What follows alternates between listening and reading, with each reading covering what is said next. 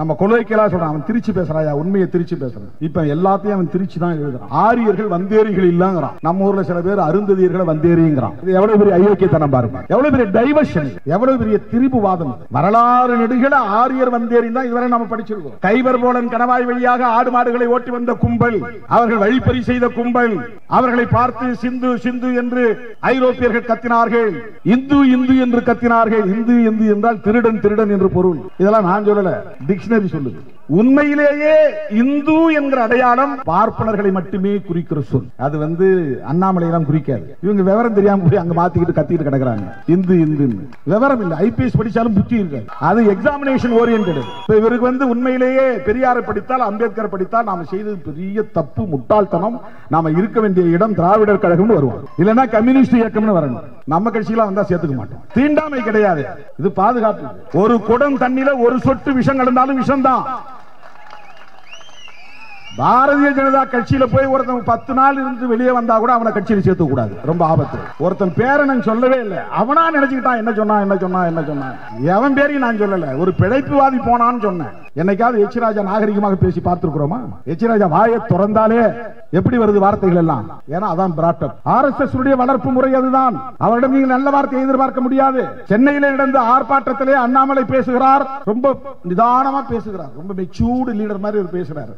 ஆனா எல்லாம் அறவே காட்டுத்தனம் பேச்சு. அவர் சொல்றார், உங்க கையிலே துப்பாக்கி இருக்கிறது, துப்பாக்கியில் குண்டுகள் இருக்கின்றன, மோடி ஆர்டர் போட இருக்கிறார், சுட்டு தள்ளி விட்டு வாருங்கள், தமிழ்நாடு பிஜேபி பார்த்துக் கொள்ளும். இப்ப என்ன சொல்றான், நாங்க பார்டர்ல இருக்கிறவங்க தான் சொன்னோம். பார்டர்ல இருக்கிற மிலிட்டரி மேனுக்கு ஆர்டர் போட நீ என்ன மேஜர் ஜெனரலா? உனக்கு என்ன புரோட்டோகால் இருக்கு? உனக்கு என்ன புரோட்டோகால் இருக்கு? நீ மிலிட்டரியில இருக்கிறவனுக்கு நீ போய் சுட்டு தள்ளிட்டு வாடான்னு சொல்றதுக்கு நீ யார்? நீ சாதாரண ஒரு கிளை தலைவர், தமிழ்நாடு கிளை தலைவர், ஒரு யூனிட். ஒரு நேஷனல் பார்ட்டியில தமிழ்நாடு யூனிட்ங்கிறது ஒரு கிளை. அது ஒன்னும் பெரிய பவர் கிடையாது. நாளைக்கு உன்னை தூக்கி போட்டு வேற எவனே போடுவான். அதுக்கப்புறம் நீ செல்லா காசு. ராஜா மதிக்கிறானா? மதிக்கணுங்கிறதுக்காக அடி வயிற்றுல கத்துறார், கோர்ட்டாவது மயிராவது.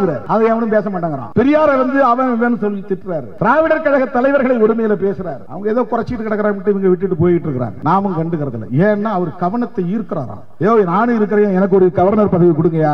அதான் அவருடைய அப்பீலிங். தமிழிசை சவுந்தரராஜனுக்கு கொடுக்குறீங்க, சிபி ராதாகிருஷ்ணனுக்கு கொடுக்குறீங்க, அப்புறம் யாரு இள கணேசனுக்கு கொடுக்குறீங்க. அவர் ரொம்ப நாள் இளவு காத்த கிளியா கிடந்தார், அதுக்கப்புறம் கிடைச்சது. இப்ப தூக்கி வேற எங்கேயோ போட்டாங்க. கவனத்தை ஈர்க்கிறதுக்காக பேசுறாங்க. கொள்கையை சொல்லி தமிழ்நாட்டிலே ஒரே ஒரு இடத்தில் உன்னால் கொடியேற்ற முடியுமா?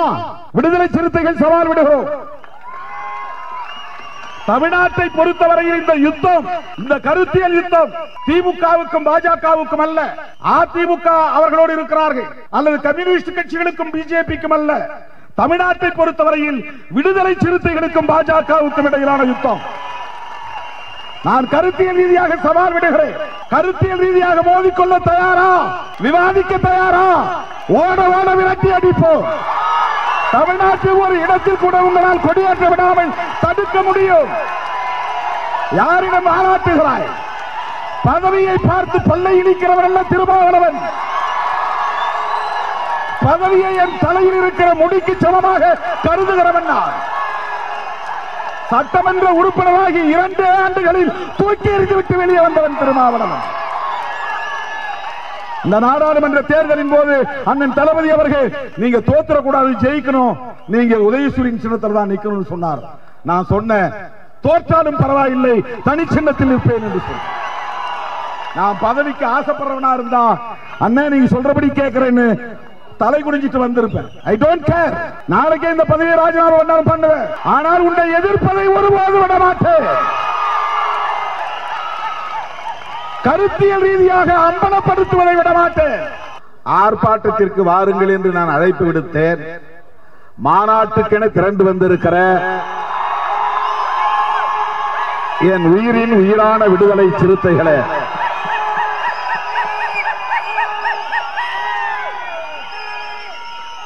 உங்கள் அனைவருக்கும் என்னுடைய பணிவார்ந்த வணக்கத்தை தெரிவித்துக் கொள்கிறேன். பெயர்கள் விடுபட்டிருந்தால் பொறுத்துருள வேண்டுகிறேன். புதிய பொறுப்பாளர்களை அறிவிக்காமல் ஏமாற்றிக் கொண்டிருக்கிற போதே இவ்வளவு பொறுப்புணர்வோடு நீங்கள் திரண்டு வந்திருப்பதை பார்க்கிற போது என் மீது நீங்கள் வைத்திருக்கிற நம்பிக்கை எவ்வளவு அபாரமானது என்பதை எண்ணி நான் பெருமைப்படுகிறேன், மகிழ்ச்சி அடைகிறேன். அதற்காக நான் நன்றி செலுத்த கடமைப்பட்டிருக்கிறேன்.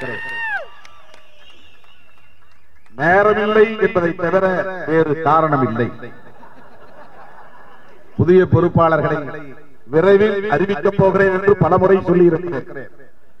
ஆனால் ஒரு நாள் கூட இடைவெளி இல்லாமல் என்னை தோழர்கள் அலைக்கழிக்கிறார்கள்.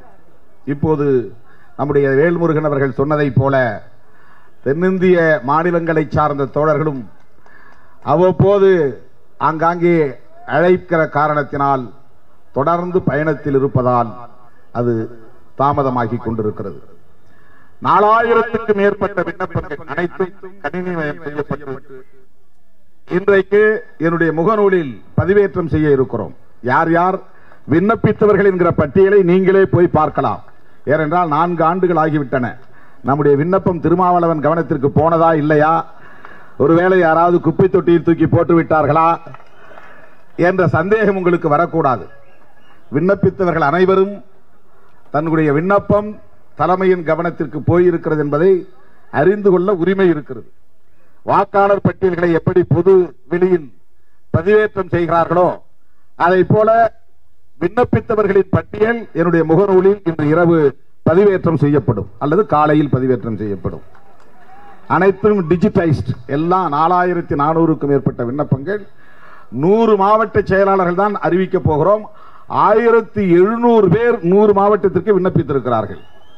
அதுல 100 பேரை தான் நான் சூஸ் பண்ணணும். மிச்சம் 1600 பேர் என்ன திட்ட போறாங்க.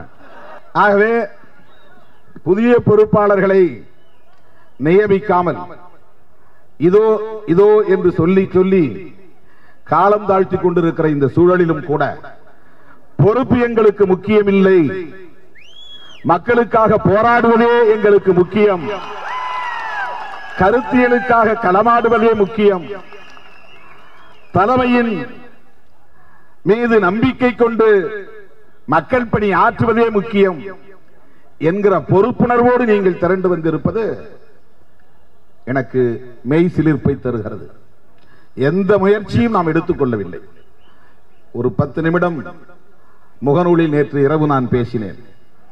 எல்லோரும் புறப்பட்டு வாருங்கள், இது முக்கியத்துவம் வாய்ந்த ஒரு ஆர்ப்பாட்டம், நம்முடைய தோழமை கட்சிகளின் தலைவர்கள் தலைவர் பெருமக்கள் பங்கேற்று உரையாற்றுகிறார்கள் என்று நான் வேண்டுகோள் விடுத்தேன்.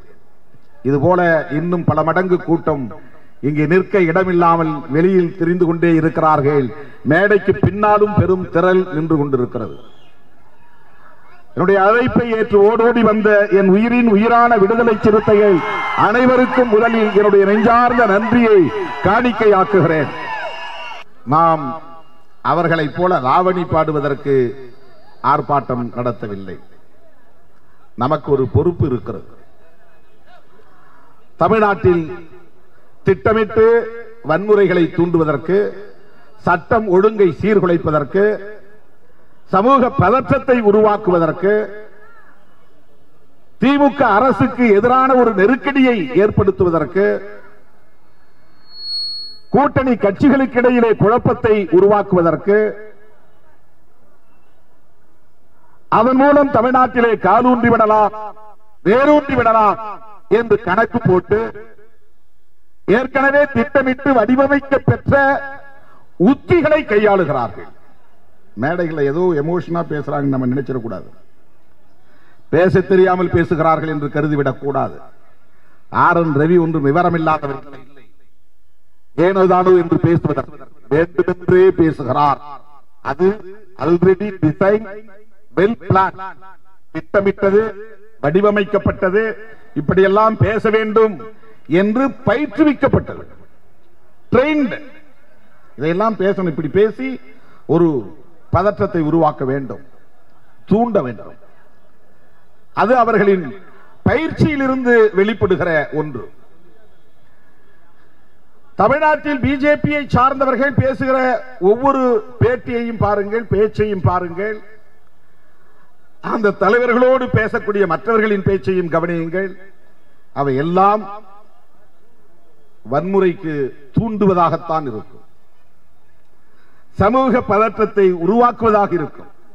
திடீரென்று திருவள்ளுவருக்கு காவி துணியை போர்த்துவார்கள். திருவள்ளுவர் இந்து மத துறவி என்று உரிமை கோருவதல்ல, திருவள்ளுவர் மீது நன்மதிப்பு உள்ளவர்களை சீண்டுவது. எந்த மதமும் சாராதவர் அவர். உலகத்திற்கே பொதுமறை தந்தவர் அவர். அவருக்கு எந்த சாயமும் இல்லை.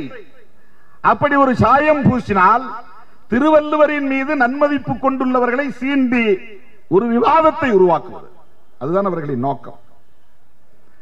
பெரியார் சிலையில் போய் சாயம் பூசுகிறார்கள், வம்புக்கு இழுப்பது, வேண்டுமென்றே செய்வது. பொதுவாக தமிழ்நாட்டில், இந்தியாவில் அம்பேத்கர் சிலைகள் தான் அவமதிக்கப்படும். அற்பர்கள், ஆங்காங்கே சாதி வெறியர்கள் அதை செய்வார்கள். ஆனால் தமிழ்நாட்டில் முதல் முறையாக பெரியார் சிலை அவமதிக்கப்படுகிறது. சங் பரிவார்களின் தலையீட்டுக்கு பிறகு அவர்களின் திட்டமிட்ட நடவடிக்கைகளில் அது ஒன்று.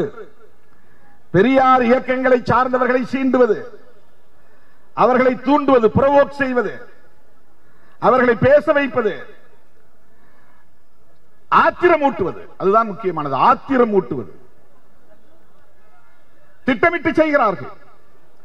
திடீரென்று அம்பேத்கருக்கு காவி உடுத்தி திருநீறு பட்டையிட்டு அவரை இந்துத்துவ அடையாளமாக காட்டுகிறார்கள். இதைவிட ஒரு அயோக்கியத்தனம் வேறு என்னவாக இருக்க முடியும்? எப்படி ஆத்திரப்படாமல் இருக்க முடியும்?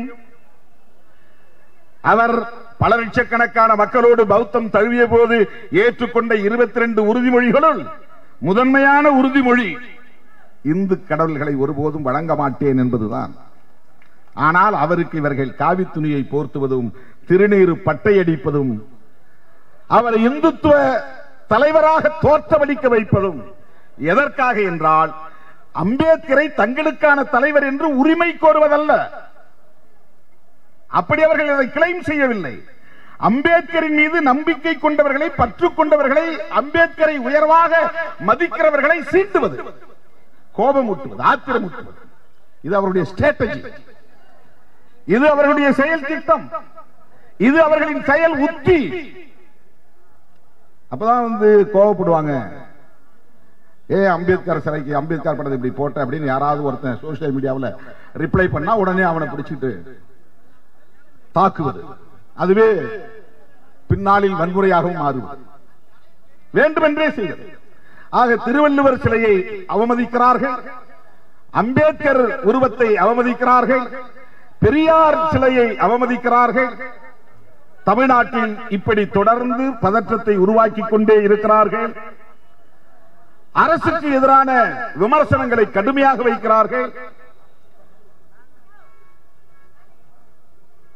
அண்மையிலே நடந்த ஒரு சம்பவம், ஒரு மிலிட்டரி ராணுவத்தில் வேலை செய்தவன், அவனுக்கும் இன்னொரு குடும்பத்திற்கும் குடும்ப அடிப்படையில் நடந்த பிரச்சனை, அதிலே ஒரு மோதல், இசகாக நடந்த ஒரு தாக்குதல், மருத்துவமனையில் அனுமதிக்கப்பட்டு உயிரிழந்து விடுகிறான்.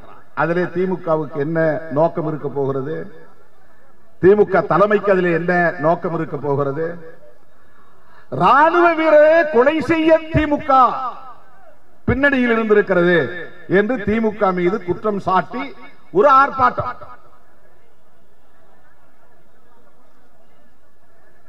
எவ்வளவு கடுமையான விமர்சனங்கள் இந்த ஆர்ப்பாட்டத்தில். அதெல்லாம் திமுக ஆட்சியாளர்கள் மீது இருக்கிற கோபம் இல்லை, திமுகவை சீண்டுவது, அரசை சீண்டுவது, அரசுக்கு நெருக்கடியை தருவது. உண்மையாக இறந்து போன ராணுவ வீரர் குடும்பத்திற்கு ஆறுதல் சொல்லுவதாக இருந்தால் அவர்கள் அந்த குடும்பத்திற்கு போய் ஏதேனும் நிதியை கொடுத்திருக்க வேண்டும், அந்த குடும்பத்திற்கு ஆக்கப்பூர்வமான வேலைகளை செய்திருக்க வேண்டும். ஆனால் அது அப்படியே கையில் எடுத்துக்கொண்டு திமுக தான் இதற்கு காரணம், திமுக அரசுதான் காரணம், இங்கே சட்டம் ஒழுங்கு பாதிப்படைந்திருக்கிறது என்று அரசுக்கு நெருக்கடியை தருவது அவர்களின் நோக்கமாக இருக்கிறது. சிவகங்கையிலே ஒருத்தர் தன் வீட்டு முன்னால் தானே நாட்டு வெடிகுண்டு வீசியிருக்கிறார், அது வெடிக்கவில்லை. பக்கத்தில் விடுதலை சிறுத்தைகளின் கொடியை கட்டிவிட்டு இருக்கிறார். அவனே படம் எடுத்து வீடியோ எடுத்து போய் போலீசில் புகார் கொடுத்திருக்கிறான். சிறுத்தைகள் இயக்கத்தை சார்ந்தவர்கள் என் வீட்டில் நாட்டு வெடிகுண்டு வீசி இருக்கிறார்கள், இதோ பக்கத்தில் கொடியை கட்டிவிட்டு போய்விட்டார்கள் என்று. அவன் நாடகம் ஆடுகிறான் என்பது எளிதாக புரிந்து கொண்டது போலீஸ். வழக்கமா நமக்கு எதிராக திரும்பும் போலீஸ், எவன் எப்ப புகார் கொடுப்பான்னு காத்துக்கிட்டே இருக்குது போலீஸ். ஆனா அங்க என்னவோ தெரியல, ஒரு நேர்மையான அதிகாரி இருந்தாரோ என்னவோ தெரியல, அவன் நாடகம் ஆடுகிறான். ஏன்னா அந்த நபரை சிவகங்கை மாவட்டத்தில் விடுதலை சிறுத்தைகளுக்கு யாருக்குமே தெரியாது, அப்படி ஒரு ஆள் இருக்கிறானே தெரியாது. அவன் RSS தெரியாது, அவன் யாருன்னு தெரியாது. ஆனா அவன் வீட்டுக்குள்ள அவனே வெடிகுண்டு வீசிக்கிட்டு சிறுத்தைகள் கொடிய பக்கத்துல கட்டிவிட்டு, சிறுத்தைகளால் எனக்கு ஆபத்து, பாதுகாப்பு வேண்டும், அவனுக்கு போலீஸ் பாதுகாப்பு வேணும்னாலும் திருமாவளவன் தேவைப்படுகிறான். ஏதோ பிழைச்சிக்கிட்டு போகட்டும், ஆனால் பழி போடுகிறான் நம்மளை தீவிரவாதி என்று காட்டுவதற்காக. இது இவர்களின் பாரம்பரிய நடவடிக்கைகளாக இருந்து வருகின்றன. RSS சங் பரிவார்களின் புத்தி இது. நிறைய இடங்களில் இந்து கோவில்களில் இவர்களே குண்டு வீசிவிட்டு முஸ்லிம்கள் வீசினார்கள் என்று பழி போட்டு அதன் மூலம் வன்முறையை கட்டமைத்து விட்டவர்கள். மாலேகான் என்கிற இடத்தில் நடந்த குண்டுவெடிப்பு அப்படித்தான். போலீஸ் புலன் விசாரணையிலே தெரிய வந்தது. பிரக்யா தாக்கூர் என்ற ஒரு பெண்மணி தான் சொல்லணும், பெண்மணி தான் சொல்லணும், சொல்ல போனா ஒரு ரவுடி. அந்த அம்மையார் தான் அந்த நாட்டு வெடிகுண்ட மசூதியில இந்து கோவில்ல வீசினது. புலன் விசாரணை தெரிஞ்சு போச்சு. ஆனா முஸ்லீம் மேல கேஸ் போட்டு முஸ்லிம்களுக்கு எதிரான வன்முறையை கட்டவிழ்த்து விட்டு மிகப்பெரிய ரணகளத்தை ஏற்படுத்தினார்கள். புலன் விசாரணையிலே அந்த அம்மா தான் குண்டு வீசியவர் என்று தெரிய வந்தது. அவருக்கு தான் சீட்டு கொடுத்து MP ஆக்கினாங்க. இப்ப MP இருக்கிறாங்க. அவங்க ஒவ்வொரு நாளும் பார்லிமெண்ட்ல பேசும்போது ஜெய் ஸ்ரீராம் அப்படின்னு காவி உடை வேற உடுத்திருப்பாங்க. காவி உடை உடுத்தியவர்கள் எல்லாம் துறவிகள் என்று கருதிவிடக் கூடாது. ரவுடிகளே அப்படி இருப்பார்கள், வெடிகுண்டு வீசக்கூடியவர்களே அப்படி இருக்கிறார்கள்.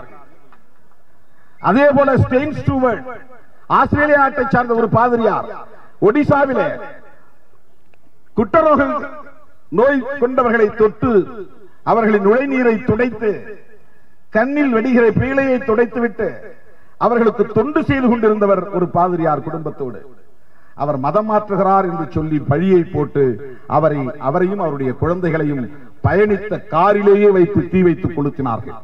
அப்படி கொளுத்திய குற்றவாளி பிஜேபியில் MP, அமைச்சர், பார்லிமெண்ட் ஒரு அமைச்சராக இருந்தார். இப்ப எடுத்துட்டாங்க, அண்மையில ரீஷபிள் பண்ணும்போது. இதுவெல்லாம் அவர்களை பற்றி தெரிந்து கொள்வதற்கான ஒரு சான்று. இவர்களை வழிநடத்தக்கூடிய இவர்களின் தலைவர் யார்? மோடி. கட்சி தலைவர் நட்டாவாக இருக்கலாம், RSS தலைவர் மோகன் பகவத்தாக இருக்கலாம். ஆட்சி தலைவராக இன்றைக்கு மோடி இருப்பதனால் அவர்தான் ஒரு பிரதானமான ஆளுநர். இந்த மோடி யார் என்பதை BBC அண்மையிலே வெளியிட்டது, எல்லோருக்கும் தெரியும். ஆனால் உலக புகழ்பெற்ற ஒரு செய்தி நிறுவனம் ஆதாரங்களோடு ஒரு ஆவணப்படத்தை தயாரித்து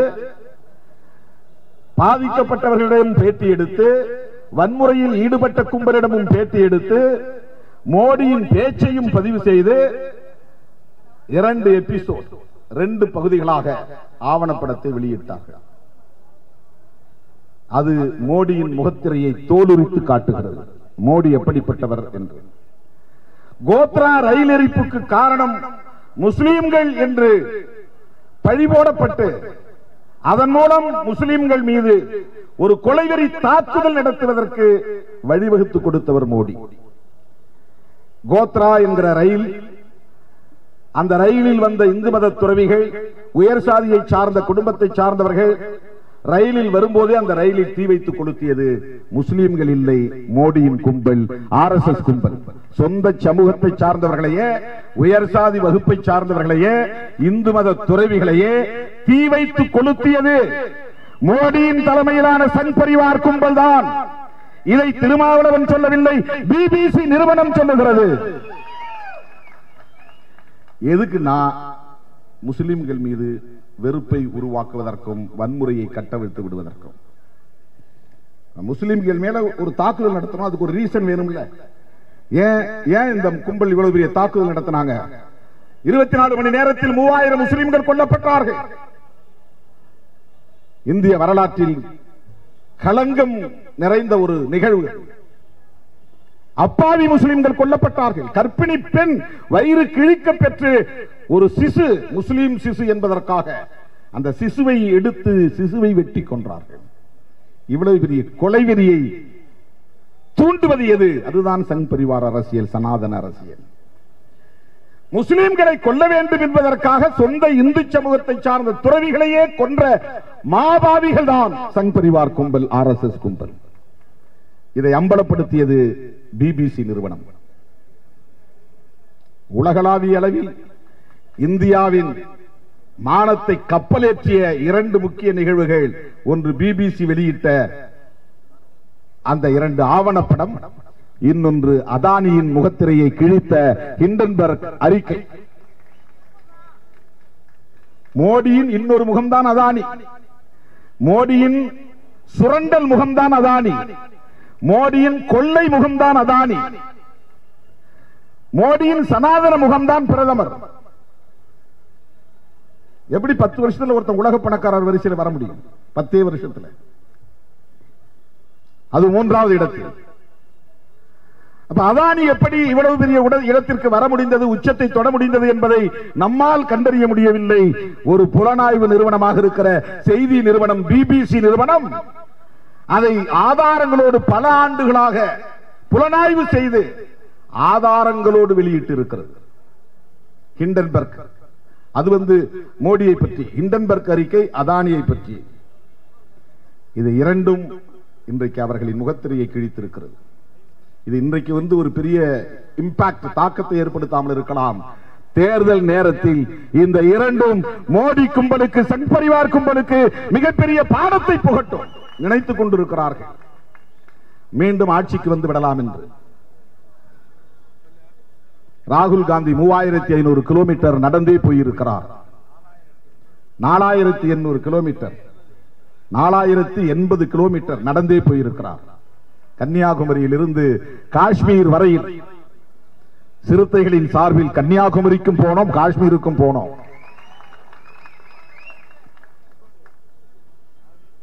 செல்லும் இடமெல்லாம் மிகப்பெரிய வரவேற்பு. எந்த மெயின் ஸ்ட்ரீம் மீடியாவும் காட்டல,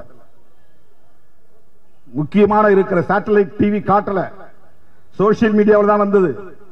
ஏனென்றால் அவர்களின் அச்சுறுத்தல், ஊடகங்களுக்கு மிகப்பெரிய அச்சுறுத்தல். மோடியின் தலைமையிலான அரசு ஊடகங்களை அச்சுறுத்தி வைத்திருக்கிறது. காங்கிரசுக்கு ஆதரவான எந்த செய்தியையும் போடக்கூடாது, மோடி கும்பலுக்கு எதிரான எந்த செய்தியையும் போடக்கூடாது, அச்சுறுத்தி வைத்திருக்கிறார்கள். இவையெல்லாம் அவர்களை அறிந்து கொள்வதற்கான சான்றுகள். தமிழ்நாட்டில் நாம் இப்போது நடத்தி கொண்டிருக்கிற இந்த யுத்தம் என்பது புதிதல்ல. இந்தியாவில் நாம் நடத்தி கொண்டிருக்கிற இந்த யுத்தம் என்பது புதிதல்ல. மோடிக்கு முந்தைய தலைமுறையையும் நம்முடைய முன்னோர் எதிர்த்து நின்று இருக்கிறார்கள். அவர்களின் கொள்கை ஆசான் கோல்வாக்கர், நம்முடைய கொள்கை ஆசான் அம்பேத்கர்.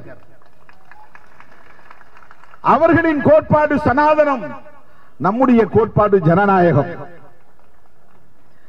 சனாதன புத்தி எப்படி இருக்கும் என்பதை புரிந்து கொள்ள வேண்டும் என்றால் ஒரு உதாரணம்.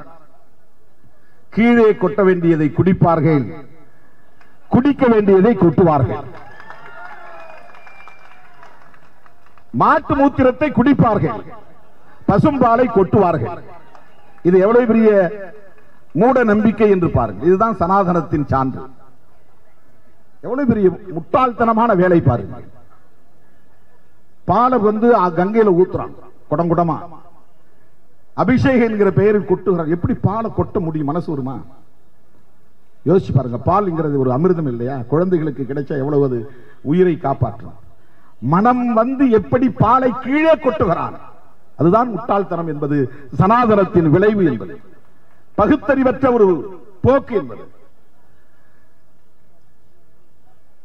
கோமியம் குடிக்கிறான், அதுல எல்லா வகையான நோய்களும் தீரும்ங்கிறான். என்ன ஒருத்தர் டெல்லியில ஒரு நண்பர் வாங்க ஒருத்தரை பார்த்துட்டு வருவோம் சொல்லி அழைச்சிட்டு போனார். அங்க போனா அவர் சங் பரிவார் அமைப்பை சார்ந்தவர் போடுறாரு. போன உடனே ஒரு பாட்டில் எடுத்து என்கிட்ட கொடுத்தார். இது நல்ல டானிக்குங்க, இது நீங்க குடிங்கன்னு. அவர் வீட்டில் நிறைய வச்சிருக்கிறார், அவர் எடுத்து அவரும் குடிக்கிறாரு. இது என்னங்கன்னு கேட்டேன். கோமியன்னு சொன்னாரு. நான் போய் வீட்டில் குடிச்சுக்கிறேங்க, இப்ப எனக்கு குடிக்க முடியாது. எனக்கு அதிர்ச்சியாக இருந்தது, உண்மையிலேயே நடந்தது. வீட்டுக்கு வீடு வைத்திருக்கிறார்கள். அது பாட்டில் அடைச்சு வச்சிருக்காங்க, டானிக் மாதிரி பாட்டில் வச்சு அடைச்சு வச்சிருக்காங்க, அதுக்கு லேபிள் போட்டு வச்சிருக்காங்க. 21ஆம் நூற்றாண்டில் எப்படி இருக்கிறார்கள்? இப்படிப்பட்டவர்களின் கைகளில் நாடு சிக்கி கிடக்கிறது. ஆட்சி பீடத்தில் அவர்கள் அமர்ந்திருக்கிறார்கள். இன்னும் அவர்கள் இந்த ஆட்சி பீடத்தில் அமர்ந்திருப்பது நல்லதா என்பதை யோசிக்க வேண்டும். மோடியே அப்படி இருக்கிற போது மோடிக்கு வால் பிடிக்கக்கூடிய கும்பல் எப்படி இருக்கும்? நம்ம அண்ணாமலைலாம் ஒரு எதிரியா நினைக்க வேண்டிய அவசியம் இல்லை. ஆனா பாவம், ஒரு நான் பிராமின் இப்படி போய் சிக்கி கொண்டாரே. மோடியும் நான் பிராமின் தான். அவர் தன்னுடைய எஜமானர்களுக்கு எடுபிடி வேலை செய்து கொண்டிருக்கிறார். அமித்ஷாவும் அதை செய்து கொண்டிருக்கிறார். எவ்வளவு சாதுரியமாக பிராமணர் அல்லாதவர்களை வைத்து இந்துத்துவா என்கிற அரசியலை வெற்றிகரமாக பரப்பிக் கொண்டிருக்கிறார்கள் என்பதை பார்க்க வேண்டும். இப்ப வள்ளலாருடைய கோட்பாட்டை யாராவது விமர்சித்தார்களா? அவர் அவரும் ஆன்மீகம் என்பதிலே நம்பிக்கை உள்ளவர் தானே. நாம் விமர்சிக்கிறோமா? ஐயா வைகுண்டரை பற்றி விமர்சிக்கிறோமா? ஸ்ரீ நாராயணகுரு அவர்களை பற்றி விமர்சிக்கிறோமா? தயானந்த சரஸ்வதி சுவாமிகளை பற்றி விமர்சிக்கிறோமா? ராஜாராம் மோகன் ராய் அவர்களை பற்றி விமர்சிக்கிறோமா? கர்நாடகத்தை சார்ந்த பசவண்ணா அவர்களை பற்றி விமர்சிக்கிறோமா? இவர்கள் எல்லாரும் கூட இந்து மதத்தை சார்ந்தவர்கள் தான், ஆன்மீக நம்பிக்கை உள்ளவர்கள் தான். இவர்களை பற்றி அவர்கள் என்றைக்காவது மேடையில் பேசியதுண்டா? சாவர்கரை பற்றி பேசுகிறார்கள், நாத்துராம் கோட்சேவை பற்றி பேசுகிறார்கள். பணத்தில் இருக்கிற காந்தி படத்தை நீக்கிவிட்டு வீர சவார்கர் படத்தை வைக்க வேண்டும் என்கிறார்கள். ஆனால் என்றைக்காவது இவர்கள் தயானந்த சரஸ்வதி சுவாமிகள் படத்தை வைக்க வேண்டும், அல்லது ராஜாராம் மோகன் ராய் படத்தை வைக்க வேண்டும், அல்லது பசவண்ணா அவர்களின் படத்தை வைக்க வேண்டும் என்று பேசியதுண்டா? பசவேஸ்வரர் என்கிற பசவண்ணா ஒரு பார்ப்பன சமூகத்தை சார்ந்தவர் தான். ஆரிய சமாஜத்தை உருவாக்கிய தயானந்த சரஸ்வதி ஒரு பார்ப்பன சமூகத்தை சார்ந்தவர் தான். உடன்கட்டை ஏறும் வழக்கத்தை அழித்தொழித்த ராஜாராம் மோகன் ராய் பிரம்ம சமாஜத்தை உருவாக்கியவர், அவரும் ஒரு பார்ப்பன சமூகத்தை சார்ந்தவர் தான். உங்கள் புராண குப்பைகளை கடுமையாக சாடியவர்கள் பார்ப்பனர்கள் தான். மனுஸ்மிருதியை கடுமையாக எதிர்த்தவர்கள். பசவண்ணா என்கிற பசவேஸ்வரர் உருவ வழிபாடே கூடாது என்கிறார். லிங்க வழிபாடு என்பது வேறொன்றும் இல்லை, நீதான் கடவுள் என்கிறார். கடவுள் எங்கும் கிடையாது, நீதான் கடவுள். இதுதான் ஐயா வைகுண்டர் சொல்லுகிறார். அவரும் ஒரு கோவிலை கட்டுகிறார், ஒரு கருவறையை வைக்கிறார். பக்தர்கள் எல்லாம் கோவிலுக்குள்ளே நுழையலாம். நுழைந்து கருவறைக்கு போனால் அங்கே ஒரு நிலை கண்ணாடி இருக்கிறது. நிலை கண்ணாடியை பார்த்தால் யார் முகம் தெரியும்? நம்முடைய முகம்தான் தெரியும். அங்கே கடவுள் சிலை கிடையாது, சிவன் சிலை கிடையாது, விஷ்ணு சிலை கிடையாது. ஐயா வைகுண்டரும் ஆன்மீகத்தின் மீது நம்பிக்கை கொண்டிருந்தவர் தான். ஆனால் இந்த புராணங்களையும் இதிகாசங்களையும் கடுமையாக விமர்சித்தவர், எதிர்த்தவர், ஆதிக்கத்தை எதிர்த்தவர்.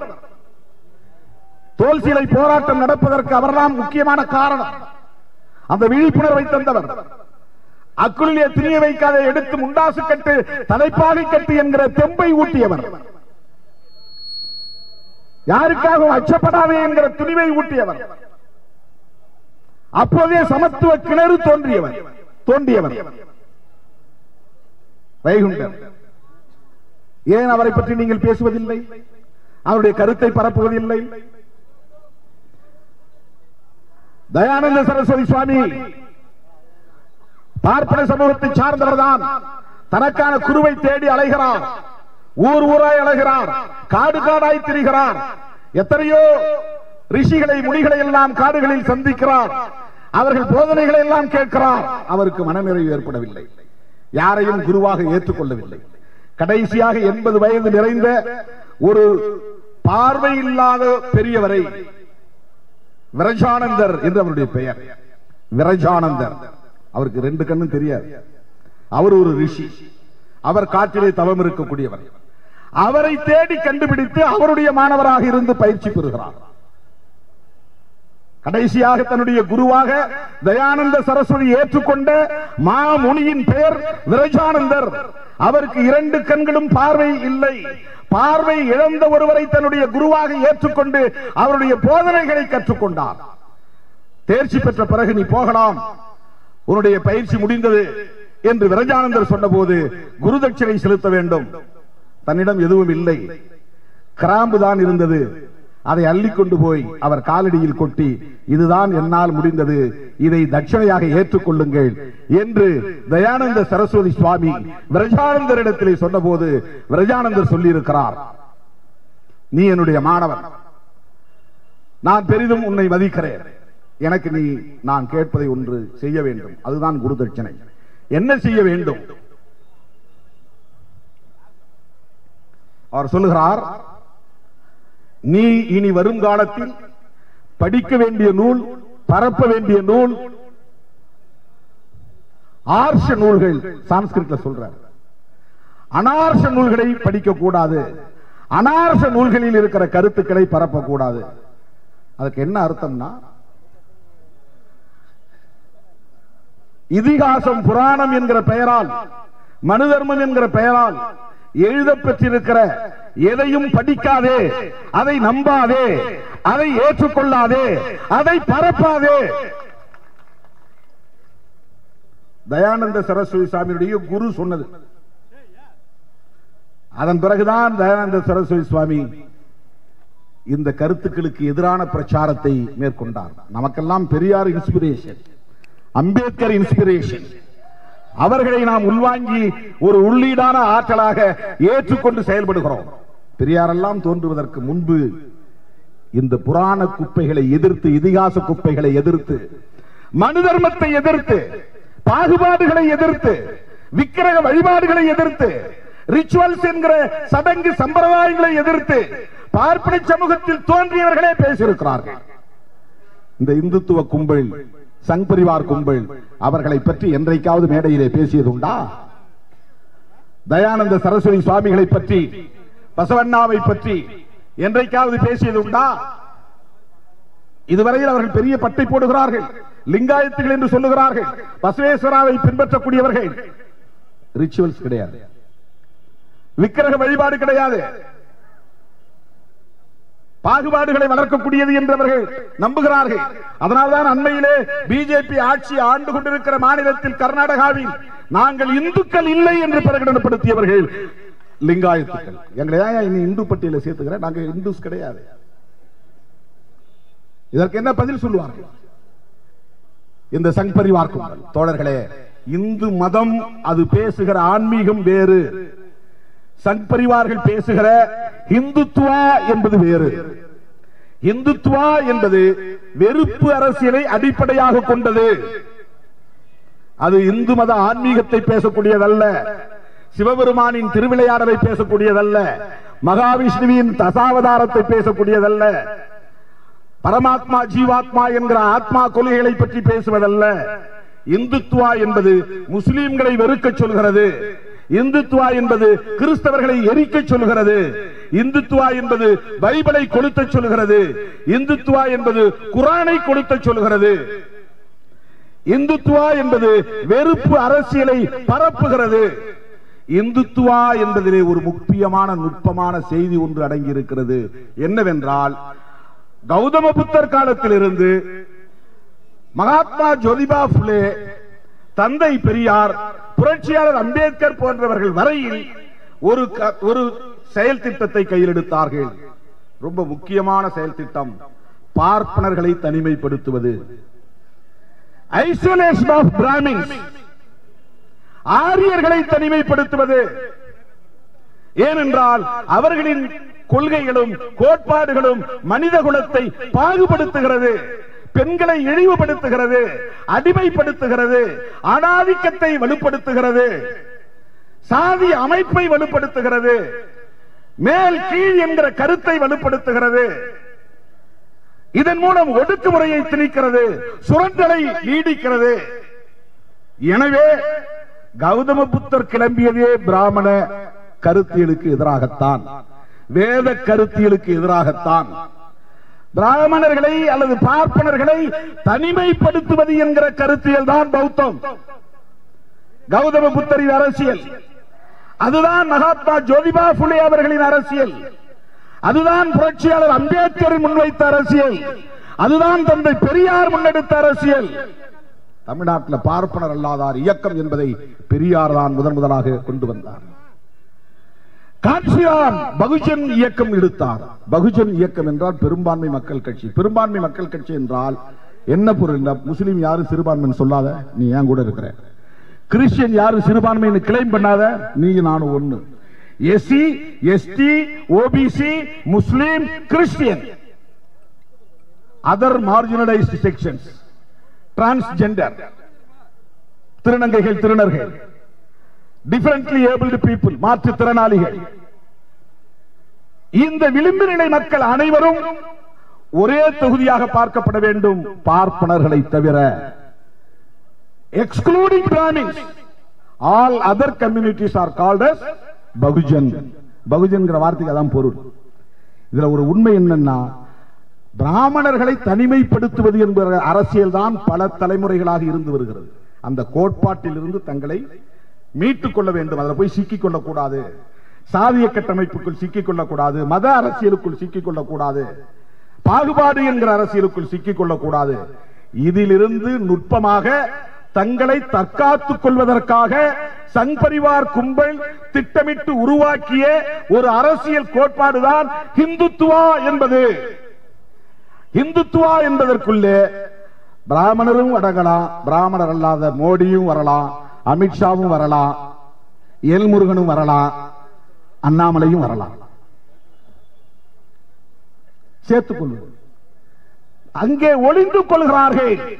பிராமணர்கள் உள்ளே ஒளிந்து கொள்வதற்காக இந்துத்துவா என்கிற போர்வையை கையில் எடுத்திருக்கிறார்கள். அது ரொம்ப முக்கியமானது. அதிலே அவர்கள் முன்மொழியக்கூடிய முக்கியமான அரசியல் இந்து பெரும்பான்மைவாதத்தின் அடிப்படையில் ஆட்சி அதிகாரத்தை கைப்பற்றி அதை தக்க வைத்துக் கொள்வது. எதற்காக? ஒன்றே ஒன்றுதான், ஒன்றே ஒன்றுதான். இந்துத்துவா என்பதனுடைய பொருளை புரிந்து கொள்ள வேண்டும். சங் பரிவார்கள் கையில் எடுத்திருக்கிற இந்துத்துவ அரசியல் பார்ப்பனர்களை பாதுகாப்பதற்கான ஒரு பாதுகாப்பு வளையம். அது தனிமைப்படாமல் தங்களை தற்காத்துக் கொள்வதற்கான ஒரு சூது சூழ்ச்சி. அது அரசியல் தந்திரம், அது டிப்ளமசி. அதைவிட முக்கியமானது முஸ்லீம் ஓட்டு வேண்டாம் என்று வெளிப்படையாக வெறுப்பது, கிறிஸ்தவர் ஓட்டு வேண்டாம் என்று வெளிப்படையாக வெறுப்பது. எதற்காக என்றால் அதன் மூலம் ஒட்டுமொத்த இந்துக்களையும் தங்கள் பக்கம் ஈர்த்துக் கொள்வது. மதவெறியை தூண்டிவிட்டு, மத உணர்வை தூண்டிவிட்டு ஆட்சி அதிகாரத்தை தக்க வைத்துக் கொள்வது. எதற்காக?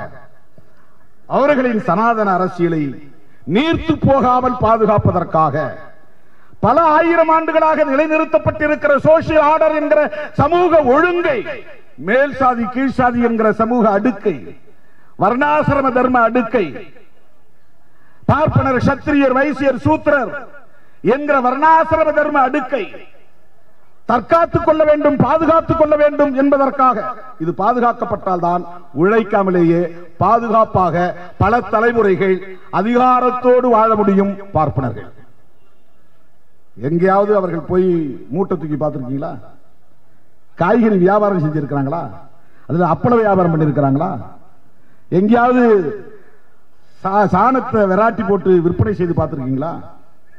கருவாடு வியாபாரம் பண்ணிருக்காங்களா? விறகு பொறுக்கி இருக்கிறாங்களா? நாற்று நட்டு இருக்கிறாங்களா? உடல் உழைப்பே இல்லாம எப்படி சாப்பிட முடியுது? சனாதன தர்மம் அவர்களுக்கு பாதுகாப்பை தருகிறது. வர்ணாசிரம தர்மம் அவர்களுக்கு பாதுகாப்பை தருகிறது.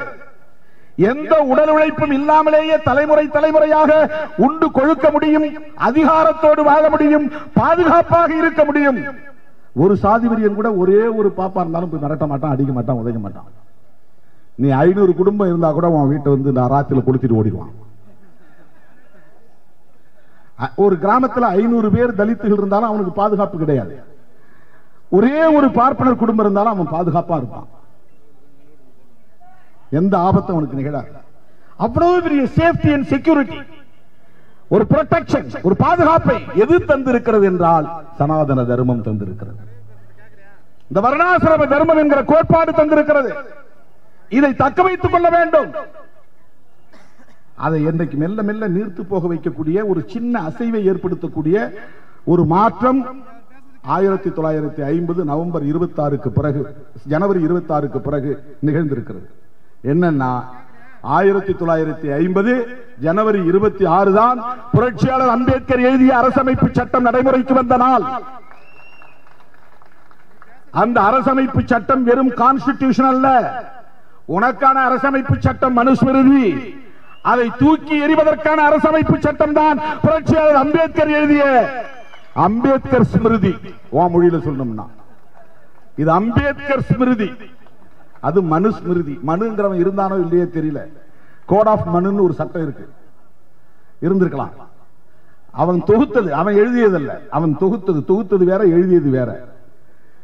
கடந்த காலங்களில் சொல் வழக்கில் இருந்ததெல்லாம், பேச்சு வழக்கில் இருந்ததெல்லாம், நடைமுறையில் இருந்ததெல்லாம் தொகுத்து இதுதான் உனக்கான டெக்ஸ்ட் அவன் கொடுத்தான். அவன் பேரு, அவன் ஒரு மன்னனா இருந்திருக்கிறான். அதுதான் அந்த காலத்தில் கான்ஸ்டிடியூஷன். தோழர் கே பாலகிருஷ்ணன் சொன்னாரே, 1950 ஜனவரி 26 நடைமுறைக்கு வந்த அரசியலமைப்பு சட்டம் நடைமுறைக்கு வந்த போது RSS இயக்கத்தை சார்ந்தவர்கள் சொன்னது என்னவென்றால், இது எங்கள் அரசமைப்பு சட்டம் இல்லை, மனுஸ்மிருதி தான் எங்கள் அரசமைப்பு சட்டம். இந்த இடம் தான் நீங்க பார்க்கணும், கவனமா இருக்கணும். ஏன் நாம போராட வேண்டி இருக்கிறது, எதற்காக இந்த களத்தில் நாம் முன்னெடுப்பு செய்ய வேண்டி இருக்கிறது என்றால், அரசமைப்பு சட்டத்தை தூக்கி எறிவதுதான், நீர்த்து போக செய்வதுதான் அவர்களின் நோக்கம், சங் பரிவார்களின் நோக்கம். ஏன்னா இந்த சட்டம் தான் மெல்ல மெல்ல ஆயிரக்கணக்கான ஆண்டுகளாக நடைமுறையில் இருந்து வருகிற சனாதன சமூக கட்டமைப்பை தகர்க்கிற வேலையை செய்கிறது. ஒரே வேதத்தில் ரெண்டு வேலையை செய்து சைமல்டேனியஸா ஒரு மாடர்ன் இந்தியா, டெமோக்ராட்டிக் இந்தியாவை கட்டமைப்பதற்கான வேலையும் செய்கிறது. ஏன்ஷியன் இந்தியா, சனாதன் இந்தியாவை தகர்க்கிற வேலையும் செய்கிறது.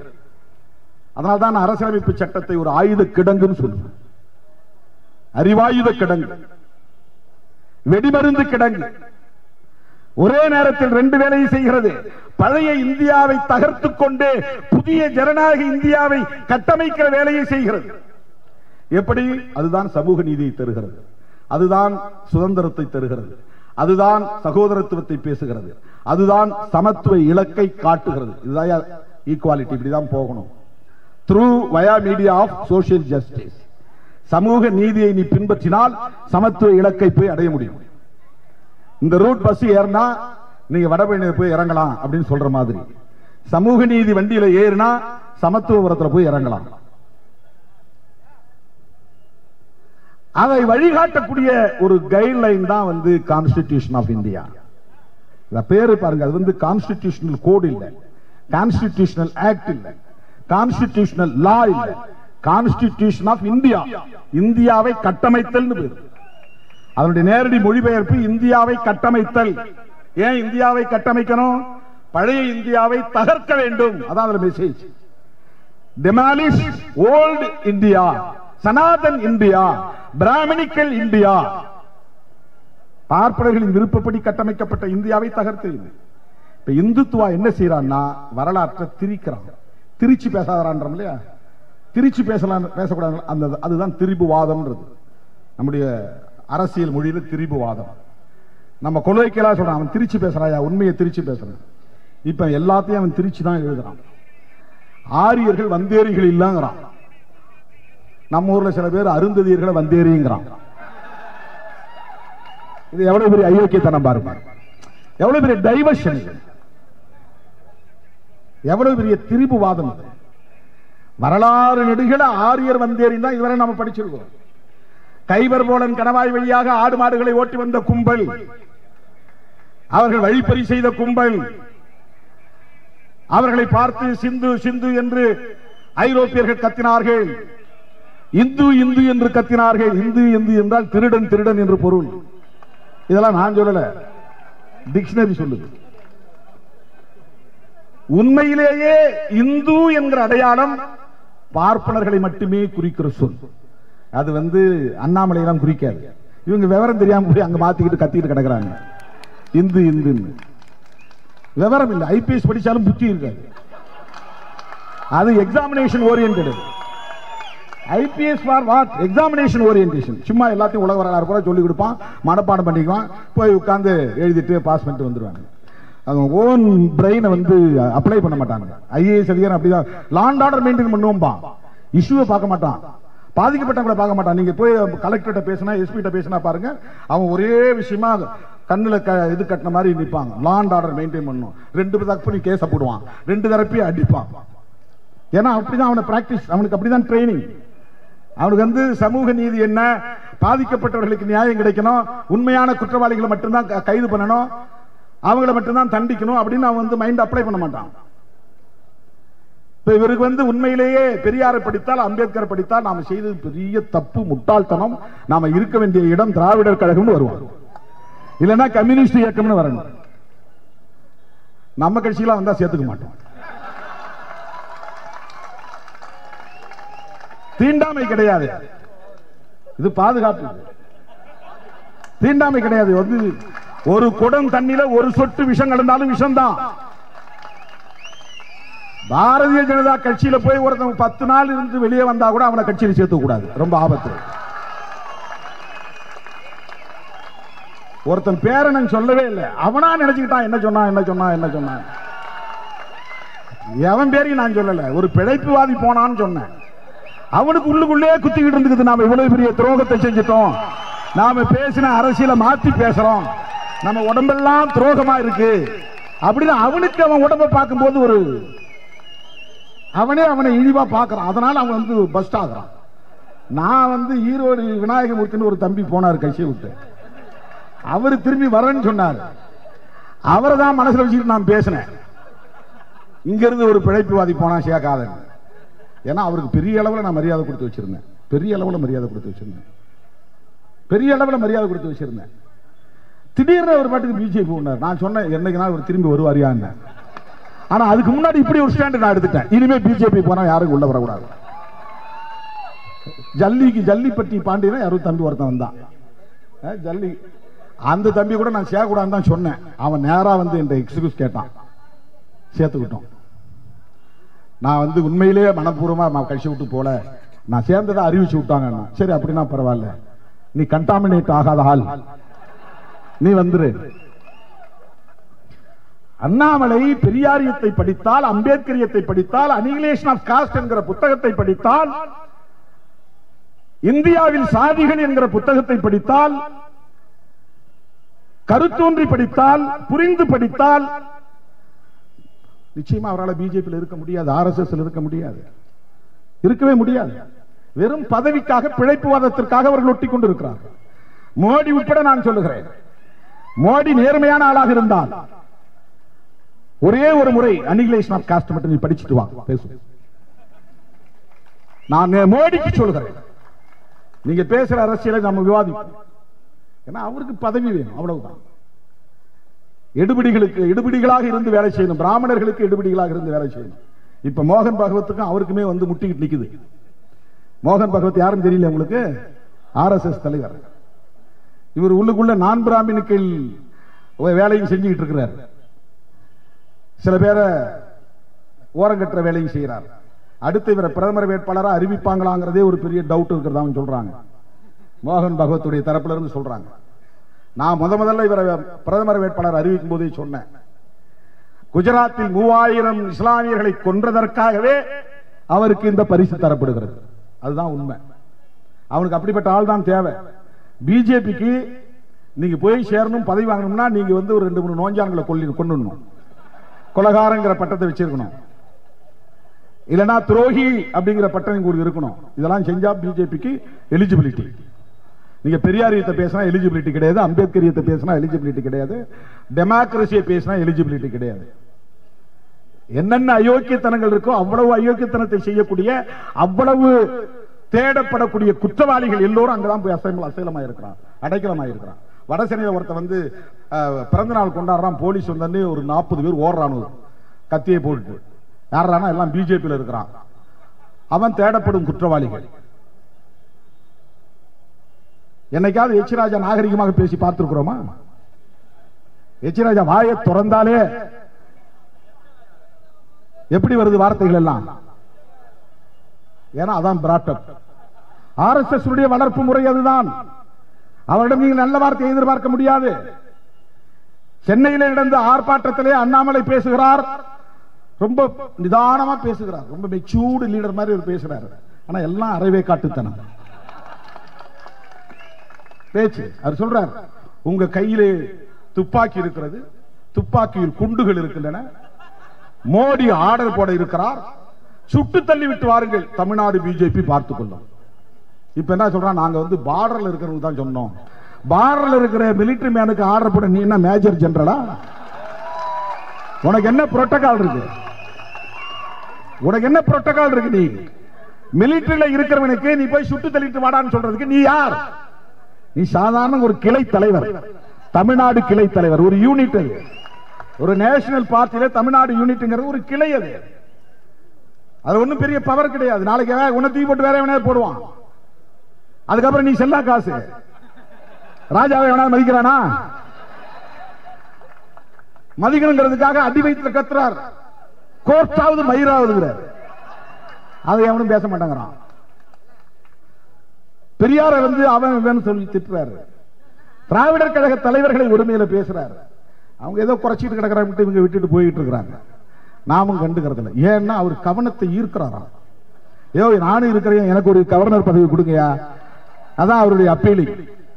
தமிழிசை சவுந்தரராஜனுக்கு கொடுக்குறீங்க, சிபி ராதாகிருஷ்ணனுக்கு கொடுக்குறீங்க, அப்புறம் யாரு இள கணேசனுக்கு கொடுக்குறீங்க. அவர் ரொம்ப நாள் இளவு காத்த கிளியா கிடந்தார், அதுக்கப்புறம் கிடைச்சது.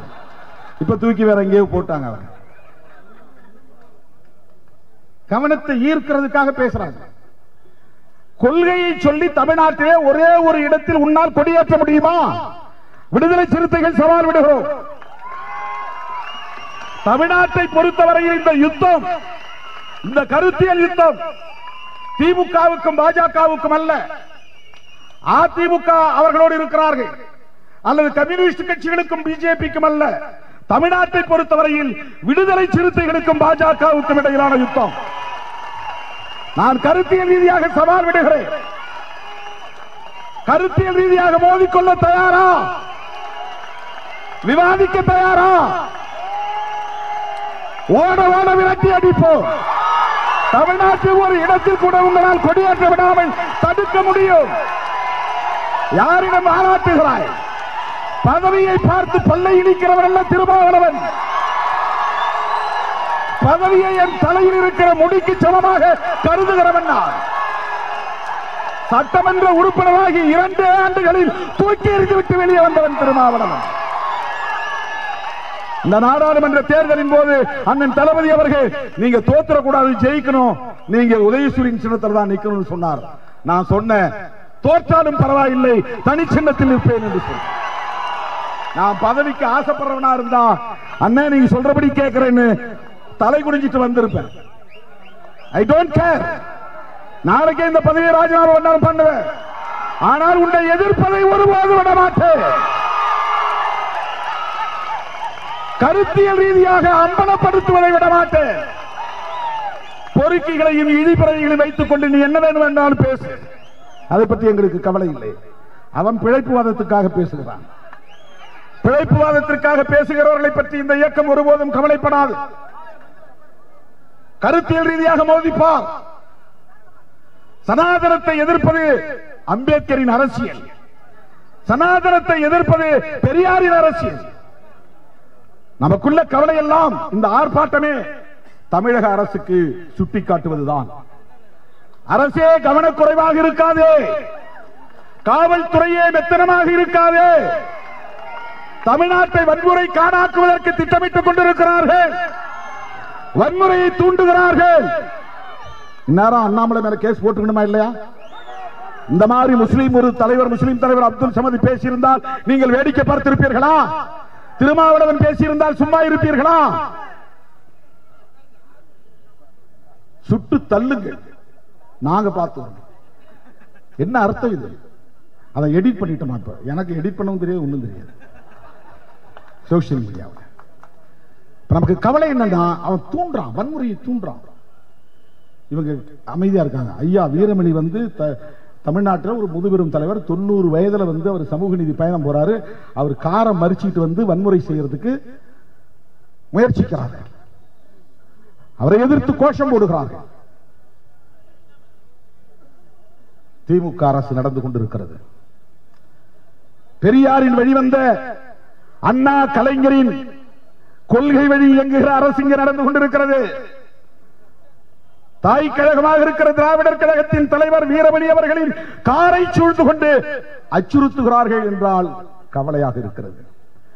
காவல்துறை மெத்தனமாக இருக்கிறதா, அரசு கவனக்குறைவாக இருக்கிறதா, அல்லது தமிழ்நாடு காவல்துறை பாஜகவின் கட்டுப்பாட்டில் இருக்கிறதா என்ற கேள்வி எழுகிறது. தமிழ்நாடு காவல்துறை தமிழக முதலமைச்சர் மாண்புமிகு தளபதி அவர்களின் கட்டுப்பாட்டில் இயங்க வேண்டுமே தவிர அமித்ஷாவின் கட்டுப்பாட்டில் இயங்கக்கூடாது. அதிமுக வேண்டுமானால் அப்படி அமித்ஷா கட்டுப்பாட்டுக்கு ஆடலாம், ஓடலாம். நான் வாழ்த்து சொன்ன உடனே எல்லாம் என்ன திட்டுறான். எனக்கு என்ன, நான் இந்த பக்கம் போலாமா அந்த பக்கம் போலாங்கிற அரசியலை நான் பண்ணல. நான் ரொம்ப தெளிவா சொல்லிட்டு இருக்கிறேன். பாமக பாஜக இருக்கிற இடத்தில் ஒருபோதும் விடுதலை சிறுத்தைகள் இருக்க மாட்டோம்.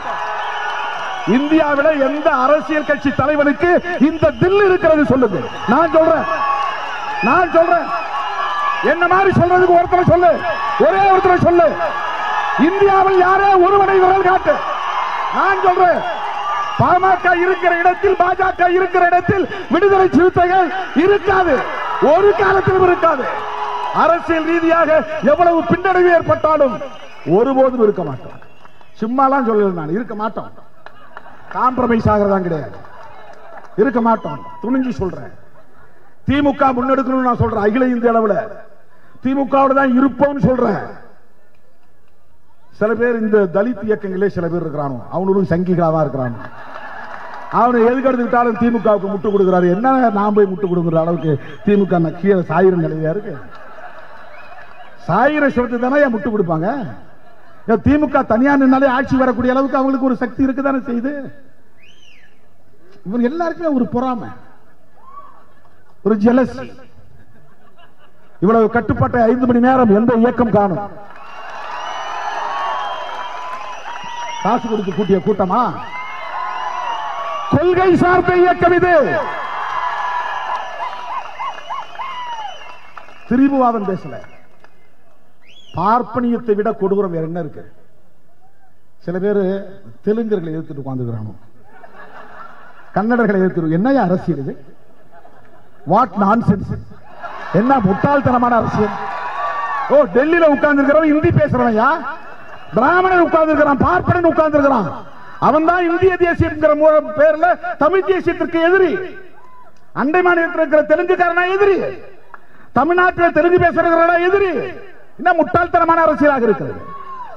மக்களை திசை திருப்புகிற அரசியல், குழப்புகிற அரசியல். இதெல்லாம் வேடிக்கை பார்த்துக் கொண்டிருக்க முடியாது. இதெல்லாம் ஆபத்தான அரசியல். தமிழ்நாட்டை வன்முறை காணாக்குகிற அரசியல். மோடியை எதிர்ப்பதை விட்டுவிட்டு, அதானியை எதிர்ப்பதை விட்டுவிட்டு, அம்பானியை எதிர்ப்பதை விட்டுவிட்டு, அவெல்லாம் முதலீட்டு வந்தேறி ஆள் வந்தாதான் வந்தேர்னு அர்த்தம். அவன் முதலீடு கூட இங்கதான் போடுறான். அதானியின் முதலீடு இங்க இருக்கு, அம்பானியின் முதலீடு இருக்கு. சுரண்டான், கொள்ளையடிக்கிறான். தமிழ்நாட்டுக்குள்ள ரோடு போடுறவன் யாரு? தமிழனா போடுறான். வட இந்தியக்காரன் பாவம் வேலைக்கு கூலி வேலைக்கு வரான். அவன் எதிரி. கொள்ளையடிக்க வர்றவனை விட்டு விட்டு கூலிக்கு வர்றவனை போய் எதிரின்னு பார்க்கிறது என்ன அரசியல் இது? என்ன அரசியல் இது? பார்ப்பனியத்தை எதிர்க்காமல், இந்திய தேசியத்தை எதிர்க்காமல், இந்து தேசியத்தை எதிர்க்காமல், சாதியத்தை எதிர்க்காமல், பார்ப்பனிய பணியா கூட்டு கொள்ளையை எதிர்க்காமல். எவ்வளவு பெரிய கொள்ளை! அதானி 8 வருடத்தில் உலக பணக்காரன். கேள்வி கேட்டிருப்போமா? எப்படி அவனுக்கு இந்த பணம் வந்துச்சுன்னு? அவன் மோடியின் பினாமியா இல்லையா? பாராளுமன்றத்தில் நான் பேசினேன். உனக்கு அதானிக்கு உறவு என்னன்னு விளக்கம் சொல்லு பேசினேன். பிரதமர் விளக்கம் சொல்ல வேண்டும். அதானிக்கும் தனக்கும் என்ன உறவு என்பதை விளக்க வேண்டும். உட்காருட்டாங்க அந்த அம்மா, மைக் ஆஃப் பண்ணிட்டாங்க. ஆனா அது ரெக்கார்ட் ஆயிடுச்சு. 2 நிமிஷம் தான். எவ்வளவு ஆபத்தான ஒரு அரசியலை இவர்கள் கையில் எடுத்திருக்கிறார்கள். முஸ்லிம்களுக்கு எதிராக வெறுப்பு அரசியல், கிறிஸ்தவர்களுக்கு எதிரான வெறுப்பு அரசியல். தேவாலயங்களை தாக்குகிறார்கள், மசூதிகளை தாக்குகிறார்கள். தமிழ்நாட்டில் அது வரப்போகுது. அதுக்கான அச்சாரம் தான் இவர்கள் போடுறாங்க. இவன் வந்து ஆத்திரமூட்டும்படி பேசுகிறான் அந்த கூட்டத்தை. என்ன நீ பேசுறதுலாம் பத்தாது, திருமாவளவன் தூங்கவே கூடாது அப்படி பேசுகிறான். நீ எல்லாம் பேசி நான் அதுக்காக மன உளைச்சலுக்கு ஆளாகி அரசியலுக்கு ஓடுறேன்னா இல்லையா? இது 32 வருஷத்துல நம்ம பார்க்காததா? எனக்கு நெருக்கடிலாம் வேற. அவனுக்கெல்லாம் பாதுகாப்பு கொடுத்தேன், அதனாலதான் எனக்கு நெருக்கடி வந்துச்சு. அது ஜட்டியோட விட்டு அடிச்சானுங்க, நான் தான் பாதுகாப்பு கொடுத்தேன். இதெல்லாம் பொது வெளியில் பேச வேண்டிய விஷயம் இல்லை. ஏன்னா சொல்லி காட்டக்கூடாது, நமக்கு அந்த தன்மை இல்லை. அண்ணாமலை தூண்டுறாரு, நீ பேசு நீ பேசு. அதுக்கு என்ன அர்த்தம்னா இங்க பதட்டத்தை உண்டு பண்ண விரும்புறாங்களாம். மருத்துவர் ராமதாஸ் அப்படிதான் எனக்கு அதிர்ச்சியா இருந்தது. 81% 19% மோதி பார்க்கலாம். என்னங்க பெரியார் சிலையை திறந்தவர், பெரியார் படத்தை வச்சிருந்தவர், பார்ப்பனர் அல்லாதார் இயக்கத்தை உருவாக்கின மண்ணில தலித் அல்லாதார் இயக்கத்தை உருவாக்கினார். அவங்க பின்பற்றிய சோசியல் இன்ஜினியரிங் இவர் பின்பற்றினார். அவங்க முஸ்லிம்களை பார்த்து லவ் ஜிஹாத்னாரு, இவர் தலித்துகளை பார்த்து நாடக காதல்னார். அப்படியே காப்பி அடிச்ச அரசியல். அதெல்லாம் தெரிஞ்சுதான் முன்கூட்டியே வெளியே வந்துட்டார் நம்முடைய அன்பு சகோதரர் வேல்முருகன் அவர்கள். அவர் உண்மையிலேயே மேதகு பிரபாகரனை நேசித்ததால் அவர் தப்பிச்சு வெளியே வந்தார். அண்ணன் பிரபாகரன் உயிரோடு இருக்கிறார் வேற சொல்றாங்க. நான் சொல்றேன் அண்ணன் இல்லை, உயிரோடு கிடையாது, உண்மையிலே கிடையாது. ஏன் பொய் சொல்லணும்? எதற்கு பொய் சொல்லணும்? அது அல்ல அவங்களுடைய வேலை. பிரபாகரன் உயிரோடு இருக்கிறார் சொல்றதல்ல. அந்த அறிக்கையை படிச்சா தெரியும். நாம பெரிதும் மதிக்கிற மிகச்சிறந்த சிந்தனையாளர், ஈழப்பற்றாளர் ஐயா நெடுமாறன் அவர்கள் இப்போது நான் மதிக்கிறேன். அதுல அவர் சொல்ற செய்தி என்னன்னா, சீன ஆக்கிரமிப்பு அங்க அதிகரிச்சிருக்கு. பிரபாகரன் இருந்த வரையிலும் எவனும் அங்க உள்ள காலடி எடுத்து வைக்கல. பிரபாகரன் இல்லைன்ன உடனே அங்க ஆக்கிரமிப்பு செய்யறான். அவனை அப்புறப்படுத்துவதற்கு நீங்க வாங்கன்னு சிவப்பு கம்பளம் விரிக்கிறார். இதுக்கு என்ன பொருள்னா, ஈழத் தமிழர்களுக்கு நல்லது செய்ய வேண்டும் என்பது அல்ல நோக்கம். சீனர்களை அங்கிருந்து அப்புறப்படுத்த வேண்டும் என்பது கூட அல்ல. இது என்ன அவருக்கு தெரியாதா? மோடிக்கு ஐயா நெடுமாறன் அழைச்சுதான் அவர் போய் அதில் தலையிடணுமா? அவருக்கு தெரிஞ்சுதான் நடக்குதாங்க. இந்தியாக்காரனுக்கு தெரிஞ்சுதான் சீனாக்காரன் சப்போர்ட் பண்றான். காங்கிரஸ் ஆண்ட போதும் அதுதான், திமுக இன்னைக்கு மோடி ஆளுகிற போதும் அதுதான். இந்தியா சொல்லாம தான் அமெரிக்கா தயாரம் தலையிடுறான். இந்தியா சொல்லாமலேயே பாகிஸ்தான் தலையிடுறான். இந்தியா சொல்லாமலேயே ஐரோப்பிய நாடுகள் தலையிட்டான். பிரபாகரன் யுத்தத்திலே நிற்கிற போது 22 நாடுகள் சுற்றி வளைத்து தாக்கின. மேலிருந்து கொத்து குண்டுகளை வீசினார்கள். கொத்து குண்டுகளை போட்டதில் ரஷ்யாவில் இன்றைக்கு யுத்தம் நடத்தி கொண்டிருக்கிற உக்ரைன் நாட்டுக்காரன் ஒருவன், உக்ரைன்காரன் அங்க போனான்.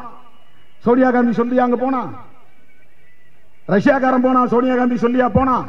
இங்க இருக்கிறவன் கருணாநிதி எதிர்ப்பை மையப்படுத்தி தங்களை வளர்த்துக் கொள்ள பயன்படுத்திக் கொண்டார்கள். கருணாநிதி எதிர்ப்புங்கிறதுக்கு ஈழத்தமிழர் பிரச்சனைங்கிறதுக்கு சம்பந்தமே கிடையாது. ஒரு எந்த மாநில அரசும் ஒரு வெளிவிவகார கொள்கையில ஒண்ணுமே பண்ண முடியாது. இவர் நினைச்சிருந்தா போற நிறுத்தி இருக்க முடியும். அந்த ஈழத்தமிழர் துயரத்தை கூட கருணாநிதியை எதிர்ப்பதற்கு பயன்படுத்திக் கொண்டார்கள். அதுதான் அவங்களுடைய ஸ்டேட்டை. உண்மையிலே ஈழத்தமிழர்களுக்கு பயன் விளைவிக்கக்கூடியது அல்ல. வேற என்ன, இவர் அதுல இருந்து வெளியே வந்திருக்கலாம், கூட்டணி விட்டு ஆட்சியை இழந்திருக்கலாம். போரை நிறுத்தியிருக்க முடியாது, வாய்ப்பே இல்லை. உலக நாடுகள் ஒன்று சேர்ந்து, ஐநா பேரவையும் சேர்ந்து ஒட்டுமொத்தமாக கூடி நின்று பயங்கரவாதத்தை அழிக்கிறோம் என்கிற பெயரில், விடுதலை புலிகளை அழிக்கிறோம் என்கிற பெயரில் அப்பாவி தமிழ் மக்களை கொன்று குவித்த இடப்படுகொலை, முள்ளிவாய்க்கால் படுகொலை. அதுல வெறும் இந்தியாவுக்கு மட்டும் பொறுப்பு கிடையாது. காங்கிரஸ்காரன் தான் போயிட்டான். மோடி 8 வருஷம் ஆச்சு, என்ன ஒரு அங்குல முன்னேற்றம் நடந்திருக்கிறது? அப்ப கருணாநிதி எதிர்ப்பு, திமுக எதிர்ப்பு, அதுக்கு பயன்படுத்திட்டாங்க, அவ்வளவுதான். ஐயா நெடுமாறன் சொல்றார், சீன ஆக்கிரமிப்பை வெளியேற்றணும். அது என்ன அர்த்தம்னா, நான் யூகம் பண்றேன், நான் புரிந்து கொள்கிறேன். என்னன்னா, அவர் ஈழத்தமிழர்களுக்காக மோடி அரசாங்கம் சில நல்லதை செய்ய போகிறது என்று சொன்னால், ஈழப்பற்றாளர்கள் வேல்முருகன் மாதிரியானவர்கள், அண்ணன் கொளத்தூர் மணி போன்றவர்கள், கோவை ராமகிருஷ்ணன் போன்றவர்கள், விடுதலை ராஜேந்திரன் போன்றவர்கள், திருமாவளவன் போன்றவர்கள், சரி ஈழத்தமிழருக்காக மோடி அரசாங்கம் ஏதோ ஒரு ஸ்டெப் எடுக்குது, கொஞ்சம் நம்ம சாஃப்ட் பெடல் பண்ணுவோம், ஈழத்தமிழர்களுக்காக நாம அவரை எதிர்க்கிறத கொஞ்சம் குறைச்சிக்குவோம் அப்படிங்கிற ஒரு சூழல் உருவாக வேண்டும் என்று விரும்புகிறார்கள். மோடி எதிர்ப்பை நீர்த்து போக செய்வதற்கு, டைலூட் செய்வதற்கான ஒரு உத்தியாக நான் அதை பார்க்கிறேன். அதுதான் மெசேஜ். பிரபாகரன் உயிரோடு இருக்கிறார் 13 வருஷத்துக்கு முன்னாடி சொன்ன செய்திதான். ஏப்ரல் மாதம், மே மாதம் 17ஆம் தேதி பிரபாகரன் இறந்து விட்டார். 18ஆம் தேதி போர் முடிந்தது, அறிவிப்பு வெளியானது. 19ஆம் தேதியோ 20ஆம் தேதியோ தொலைபேசியிலே தொடர்பு கொண்டு ஐயா நெடுமாறன் அவரிடத்திலே நான் பேசுகிறேன். அப்போதே அவர் சொன்னார், பிரபாகரன் உயிரோடு இருக்கிறார் தம்பி, அதெல்லாம் ஒண்ணு ஒரி பண்ணிக்காதீங்க, பதட்டப்படாம. அன்னைக்கே சொன்னார், அதான் இன்னைக்கும் சொல்றார். வேற எந்த ஆதாரத்தையும் சொல்லல. 13 வருஷமா வீடியோல வந்தாரா இல்ல, போட்டோ வந்துச்சா இல்ல, ஆடியோல பேசினாரா இல்ல, யாரோ சொந்தக்காரங்க பேசினாங்க. சரி, எங்கள்கிட்டையும் பேச சொல்லுங்க, நாங்க நம்புறோம். உங்கள்கிட்ட பேசுறவங்கள எங்கள்கிட்ட ஒரு வார்த்தை கால் போடுங்க, வாட்ஸ்அப் கால்லே போடுங்க. இல்ல நீங்க சொல்ற இடத்துக்கு நாங்க வர்றோம். பிரான்ஸுக்கு வரணுமா, இத்தாலிக்கு வரணுமா, அல்லது சவுத் ஆப்பிரிக்கா வரணுமா? எங்க அண்ணனை பாக்குறது எனக்கு ஆசையா இருக்காதா? என்ன கட்டி தழுவியாயிட்டே அந்த மிலிட்டரி உடுப்போட நான் இருக்கிற தைரியமா போய் போராடுகள் என்று சொன்னவராயிற்று. அபாரமான நம்பிக்கையை வெளிப்படுத்தியவராயிற்று.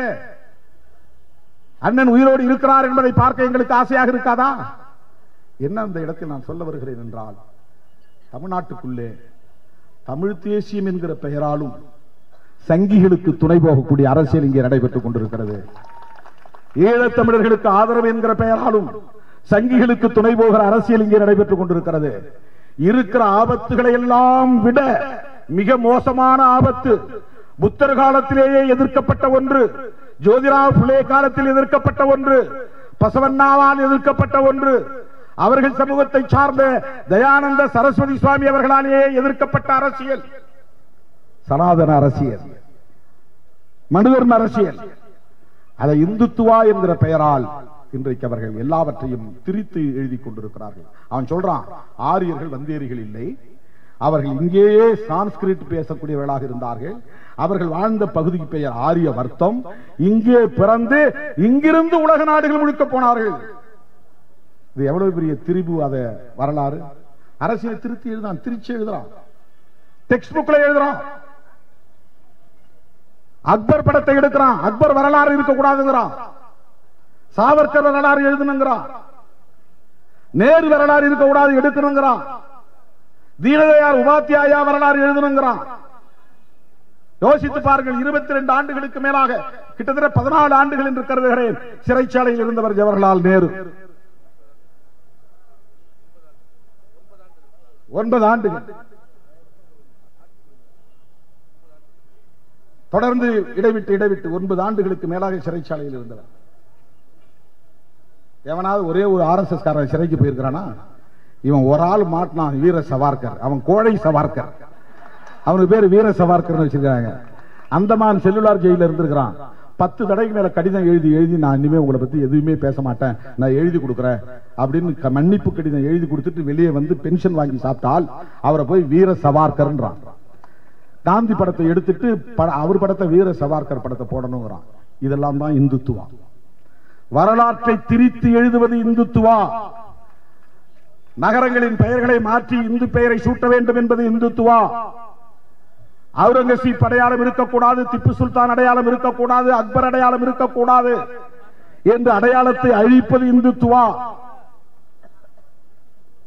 பௌத்த அடையாளங்களை எப்படித்தான் அழித்து வைத்தார்கள் புஷ்யமித்ர சுங்கருக்கு பிறகு. அப்போதே தொடங்கிவிட்டது. மௌரிய சாம்ராஜ்ய காலத்தில் ஒரு பிராமணன் கூட இருந்தவன் சூது செய்து ஆட்சியை கவிழ்த்து அந்த மௌரிய சாம்ராஜ்யத்தையே வீழ்த்துவிட்டு முதலாக ஒரு பார்ப்பனன் ஆட்சிக்கு வந்தான். அவன் பெயர்தான் புஷ்யமித்ர சுங்கன். அவனுக்கு பிறகுதான் சான்ஸ்கிரிட் வெகுவாக பரப்பப்பட்டது. அவனுடைய காலத்தில் தான் மனு தர்மம் அரசமைப்பு சட்டமாக நடைமுறைக்கு வந்தது. புஷ்யமித்ர சுங்கனுடைய காலத்தில் தான் மனு தர்மம் என்பது அரசமைப்பு சட்டமாக வந்தது. இப்படி அந்த அரசியலை பிராமண சமூகத்தின் நலன்களுக்காக உருவாக்கிய கோட்பாடுதான் இந்துத்துவா கோட்பாடு. இதைத்தான் நாம் எதிர்க்கிறோம். சில பேர் என்ன சொல்றாங்க, இந்து மதத்தையே நாம் எதிர்க்கிறோம். நீ சாமி கும்பிடு, எங்க அம்மா கூட சாமி கும்பிடுது, நேற்று நைட்டு கூட எனக்கு திருநீர் பூசிச்சு, நான் வேண்டான்னு சொல்லல. அது உங்களுடைய நம்பிக்கை, எனக்கு நம்பிக்கை இல்லை, உங்களுக்கு நம்பிக்கை. சிவன் இருக்கிறான் என்று நம்புவது இந்துயிசம். சிவனை இந்து ராஷ்டிரம் அமைப்பதற்காக பயன்படுத்துவது இந்துத்துவா. காந்தி நம்பியது இந்துயிசம். அவருக்கு நம்பிக்கை உண்டு, சனாதனத்தின் மீதே நம்பிக்கை உண்டு காந்திக்கு. முற்பிறவி பிற்பிறவி அடுத்த பிறவி எல்லாம் நம்பிக்கை உண்டு அவருக்கு. சாதி இருக்கட்டும், தீண்டாமை ஒழியட்டும் சொன்னார். மூச்சுக்கு 300 முறை ஹரே ராம் ஹரே ராம் ஹரே ராம் என்று சொல்லிக் கொண்டே இருந்தார். அந்த ராம் கூட அவரை காப்பாற்ற முடியவில்லை. நாத்துராம் கொண்டு விட்டான் ஹரே ராம் சொல்லும் போது. அவன் ஒரு பார்ப்பனர். ஏன் கொண்டா? இந்து முஸ்லிம் ஒற்றுமையை அவர் வலியுறுத்தினார் என்பதை தவிர வேறு எந்த குற்றமும் இல்லை. ரெண்டு பேரும் ஒரே மண்ணை சார்ந்தவர்கள் தான், இந்த மண்ணின் மைந்தர்கள் தான் Indians. Hindus and Muslims are Indians. அவன் யாரும் அரேபியன் இல்ல. முஸ்லிம் மார்க்கத்தை ஏற்றுக்கொண்டால் அவன் இந்தியன். பாகிஸ்தான் பிரிஞ்சாச்சு விடு, அவனுக்கு உரிய தொகையை கொடு, அவனோட சண்டை போடாத. மத நல்லிணக்கத்தை பேசினார், இந்து முஸ்லிம் ஒற்றுமையை பேசினார். இவன் இருந்தா இந்து ராஷ்டிரம் அமைக்க முடியாதுன்னு சுட்டுக் கொண்டாங்க. மகாத்மா காந்தியையே சுட்டுக் கொன்ற அரசியல் கோட்பாடு தான் இந்துத்துவா கோட்பாடு. இந்துத்துவா என்பது எவ்வளவு பயங்கரமான ஒரு கோட்பாடு என்பதை புரிந்து கொள்ள வேண்டும் என்பதற்காக சொல்லுகிறோம். அதனால் தான் நாம் எதிர்க்கிறோம். தமிழ்நாட்டை குறிவைத்து விட்டார்கள். வன்முறையை தூண்டும்படி பேசுகிறார்கள். வன்முறையை தூண்டுவதற்கான எல்லா வேலைகளையும் செய்கிறார்கள். தேர்தல் நெருங்க நெருங்க நெருங்க அதை தீவிரப்படுத்துவார்கள். ஏன்னா ஒரு டேட்டா இருக்கு. 4 மாசத்துல 5 மாநிலங்கள்ல தேர்தல் நெருங்கிய காலத்துல 89 இடங்கள்ல ஹேட் கிரைம்ஸ், வெறுப்பு குற்றங்கள் நடந்திருக்கின்றன. 89 இடங்கள்ல. மத்திய பிரதேஷ், பீகார், ஹரியானா, ராஜஸ்தான், அந்த இடங்கள்ல 5 ஸ்டேட்ல அவன் ஒரு சர்வே எடுக்கிறான். Uttar Pradesh, Madhya Pradesh, Uttarakhand, Bihar, Haryana 2021 October, November, December, ஜனவரி 4 மாசத்துல 89 இடத்துல வெறுப்பு பேச்சின் காரணமாக வெறுப்பு குற்றங்கள் நிகழ்ந்திருக்கின்றன. கறிக்கடையெல்லாம் போய் அடிக்கிறது, கடையை மூட சொல்லி அடிக்கிறது, ஜெய் ஸ்ரீராம் சொல்லுன்னு அடிக்கிறது, பொது இடத்துல தொழுகை நடத்தக்கூடாதுன்னு போய் அடிக்கிறது, மசூதிகள் மீது தாக்குதல் நடத்துவது, தேவாலயத்தின் மீது தாக்குதல் நடத்துவது, இதெல்லாம் வெறுப்பு குற்றங்கள். 89 குற்றங்கள். அவன் ஒவ்வொன்றையும் மாத வாரியா கணக்கெடுத்து சொல்றான். என்னென்ன அமைப்புகள், சங் பரிவார் அமைப்புன்னா அது என்னென்ன அமைப்பு இருக்கு அப்படிங்கறத நீங்க தெரிஞ்சுக்கணும். சம்யுக்த் ஹிந்து சங்கர்ஷ் சமிதி அப்படி ஒரு அமைப்பு இருக்குது. இந்து கௌரக்ஷா தல் அப்படி ஒரு அமைப்பு இருக்குது. பஜ்ரங் தல் அப்படி ஒரு அமைப்பு இருக்குது. இந்து வாகினி அது ஒரு அமைப்பு. இதெல்லாம் வட இந்திய மாநிலங்கள் இருக்கிறது. இங்க இந்து முன்னணி, இந்து மக்கள் கட்சி, அப்புறம் சாதிய அமைப்புகள், இதெல்லாம் அந்த ஒரே நோக்கத்துக்காக இருக்கிற வெவ்வேறு அமைப்புகள். இதுதான் சங் பரிவார் சொல்லுவாங்க. பரிவார்னா குடும்பம், சங்னா ஆர்எஸ்எஸ் குறிக்கும். சங்கம் அப்படிங்கறதான் சுருக்கமா சங். ஆர்எஸ்எஸ் குடும்ப அமைப்புகள். இவர்கள் எல்லாம் ஜெய் ஸ்ரீராம் சொல்லி அடிக்கிறான், நீ மாட்டுக்கறியை சமைச்சன்னு சொல்லி அடிச்சு கொள்றான், பசுமாட்டை துன்புறுத்துகிறாய் என்று சொல்லி கும்பலா 10 பேர் சேர்ந்து போய் ஒருத்தரை அடிச்சு கொள்றது, அதுதான் ஆங்கிலத்தில் லிஞ்சிங்ன்றான். இது எல்லாமே இந்துத்துவாவினுடைய வெளிப்பாடுகள். வரலாற்றை திரித்து எழுதுவது, அவதூறுகளை பரப்புவது, தனிநபருக்கு எதிரான ஆபாச விமர்சனங்களை செய்வது,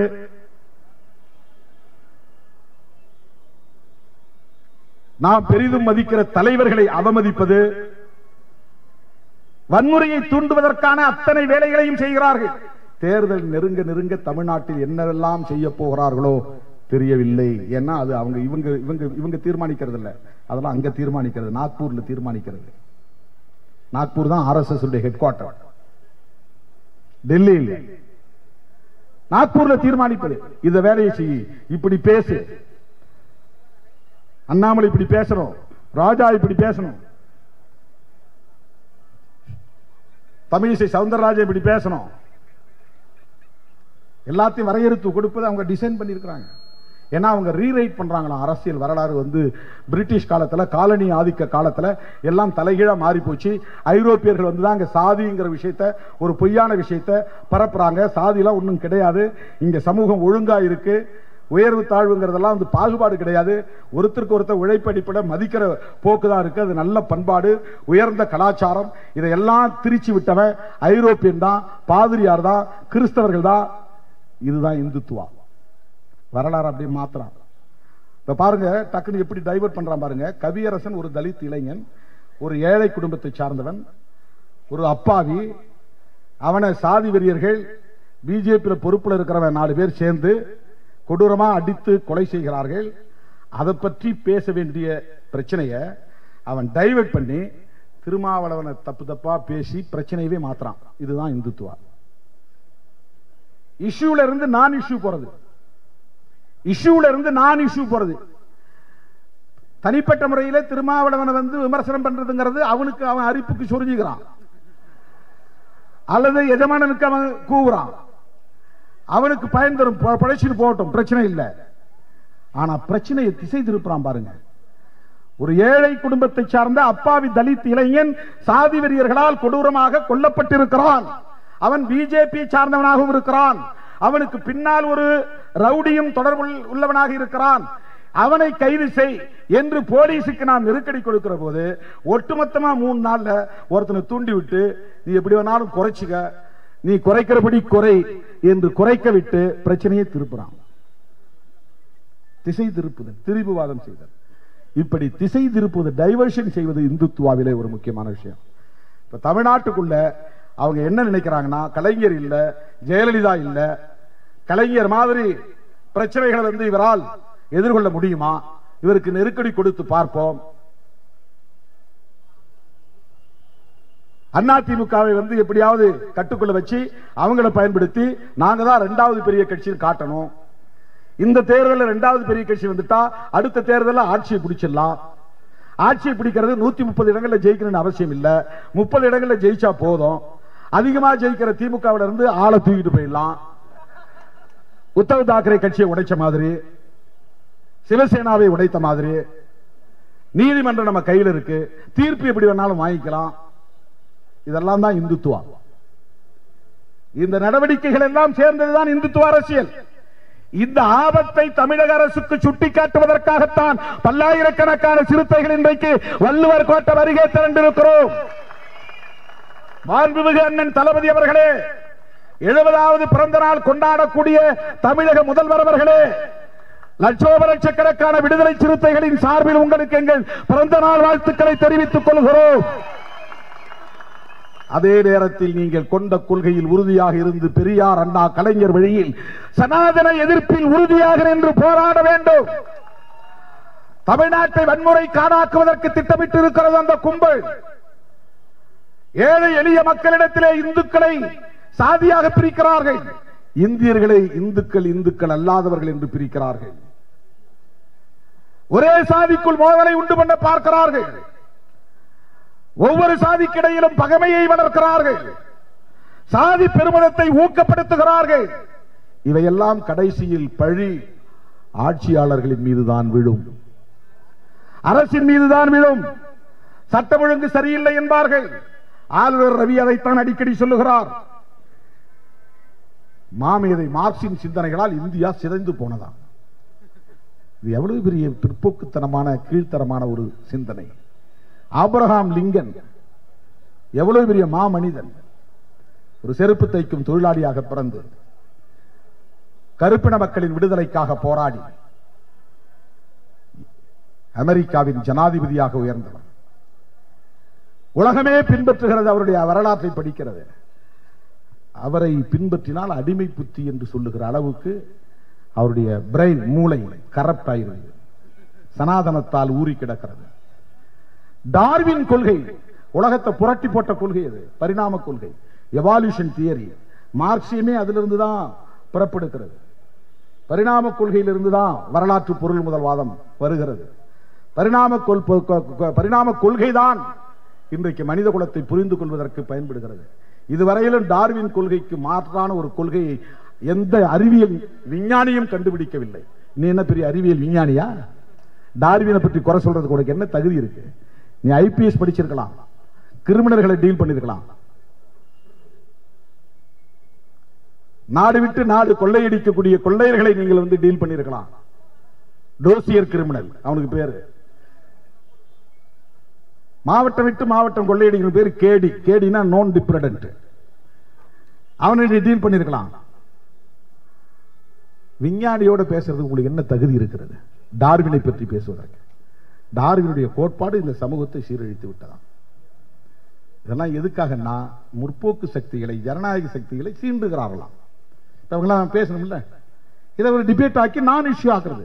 உண்மையான பிரச்சனையை பேசுறது இல்ல, எம்ப்ளாய்மெண்ட் இல்ல பேசுறது இல்ல, பிரைஸ் விலைவாசி உயர்வு அதை பத்தி பேச போறது இல்ல, நீ 15 லட்சம் பணம் போறன்னு சொன்னியே அதை பத்தி பேசுறது இல்ல, கருப்பு பணத்தை மீட்பன்னு சொன்னியே அதை பத்தி பேசுறது இல்ல, அதான் நீ எப்படி பணக்காரன் ஆனா ஹிண்டன்பர்க் அறிக்கை என்ன சொல்லுது, நீ விளக்கம் கொடு, அதை பத்தி யாரும் பேசுறது இல்ல. டைவர்ட்டிங் இஷ்யூஸ், அதுதான் இந்துத்துவா, அதுதான் இந்துத்துவா. ஆளுநர் ரவி சும்மா பேசவில்லை. அருமை தோழர்களே, இப்படிப்பட்ட இந்த இந்துத்துவாவின் பயங்கரவாதத்தை திராவிட முன்னேற்ற கழக தலைவர் அறிந்திருக்கிறார் என்றாலும் கூட தோழமை கட்சிகள் என்கிற முறையில் அரசுக்கு சுட்டிக்காட்டுவதற்காகவும் விழிப்பாக இருக்க வேண்டும் என்பதை உணர்த்துவதற்காகவும் இவர்களை முளையிலேயே கிள்ளி எறிய வேண்டும் என்று வேண்டுகோள் விடுப்பதற்காகவும் தமிழ்நாட்டை குறிவைக்கிறார்கள். அவர்களிடமிருந்து தமிழ்நாட்டை காப்பாற்ற வேண்டும் என்பதற்காகவும் சுட்டு தள்ளுங்கள் என்று பேசி அண்ணாமலை மீது வழக்கு பதிவு செய்து அவர் மீது நடவடிக்கை எடுக்க வேண்டும் என்று வலியுறுத்துவதற்காகவும் தான் இந்த மாபெரும் ஆர்ப்பாட்டம் என்பதை சொல்லி என்னுடைய அழைப்பை ஏற்று ஓடோடி வந்த என் உயிரின் உயிரான விடுதலை சிறுத்தைகள் அனைவருக்கும் நன்றி கூறி மார்ச் 10ஆம் தேதி நடைபெறவிருக்கிற முப்பெரும் விழாவில் அனைத்து மகளிரும் பங்கேற்க வேண்டும் என்று வேண்டுகோள் விடுத்து மீண்டும் ஒருமுறை நன்றி கூறி முடிக்கிறேன். நன்றி, வணக்கம்.